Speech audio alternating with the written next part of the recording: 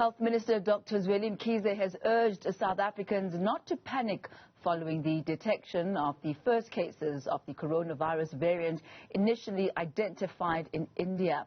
Now, the highly infectious mutation of the virus comes as parts of the country are picking up early signs of a third wave of infections. To discuss this further, I'm joined now by Professor Barry Schoub, the chairperson of the Ministerial Advisory Committee on COVID-19 vaccines. Professor, good to have you with us this afternoon on the Daytime Update. Thank you very much for your time. I guess the questions that South Africans are asking themselves right now is that government says that they've ordered tens of millions of doses of Johnson & Johnson as well as Pfizer vaccines.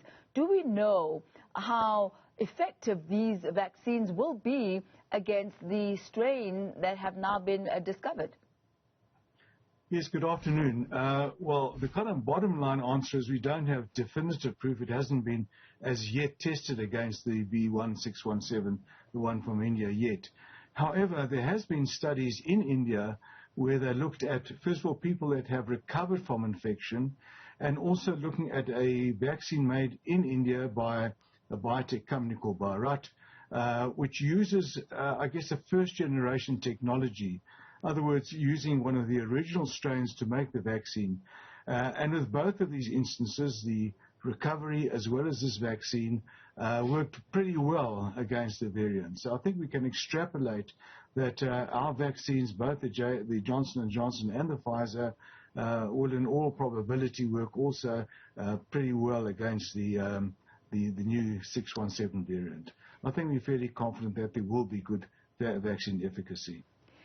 In the journey that we've thus far walked with COVID-19 and the virus and its mutation process, you'll remember with AstraZeneca what setbacks we experienced with the variant discovered in South Africa now arising and finding that AstraZeneca was actually not efficient in preventing hospitalization for those who had contracted the strain first discovered in South Africa. Are you saying that there is a possibility that we may find ourselves back where we were before with these new variants? No, I think with the AstraZeneca there was a different issue. The way that that vaccine is constructed, what we call the insert, that part of the vaccine which actually stimulates the immune response, that is quite different to both the Pfizer as well as the Johnson & Johnson. The Pfizer and Johnson & Johnson, there is a modification, technically it's called stabilization of the pre-fusion spike protein in technical terms. And that causes a very strong immune response which is effective against our 351 variant. That's not so with AstraZeneca. And in the trial which was done in South Africa, there was very little, about 10% or so, efficacy against 351. And there was no data at all, in fact, how effective it would be against severe infection. So because of that reason, we decided not to. But the Pfizer and the Johnson & Johnson do have specific structural changes which give it a very powerful immune response. And because of that, we kind of feel that there would be efficacy against 351 and probably also against this 617 as well.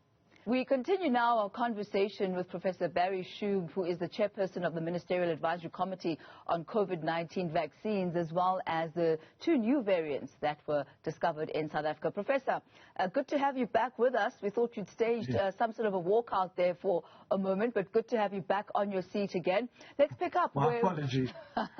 Let's pick up, Professor, where we had left off. I was asking you about the unpredictability of this COVID-19 journey. We are seeing mutations of not only this virus but other viruses as well. How is this factor of mutations likely to affect the fight against COVID-19? Yes, Tommy. I think if you look at the virus itself, it's an unusual virus. We divide our virus into DNA and RNA. RNA is the message normally in biological terms, which kind of conveys the structure of an organism.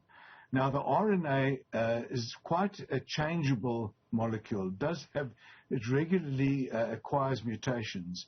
And this particular virus is quite a long piece of RNA, much longer than most of the RNA viruses. And therefore, it is very, what you call, mutable, changeable. So we can expect that there will be variants, that variances will arise now and again. That's not unexpected, but what is unpredictable is how these mutations will actually affect, first of all, its transmissibility, how transmissible it is. Will it escape from the vaccine's immunity, and also will it cause more severe disease? So each mutation will have to be analyzed for each of those three properties. So we know with our 351 variant, the one which is dominant in South Africa, it is first of all more transmissible, and also in addition it does tend to escape immunity. But at the moment there fortunately is no evidence that it is in fact more virulent, that it causes more severe disease.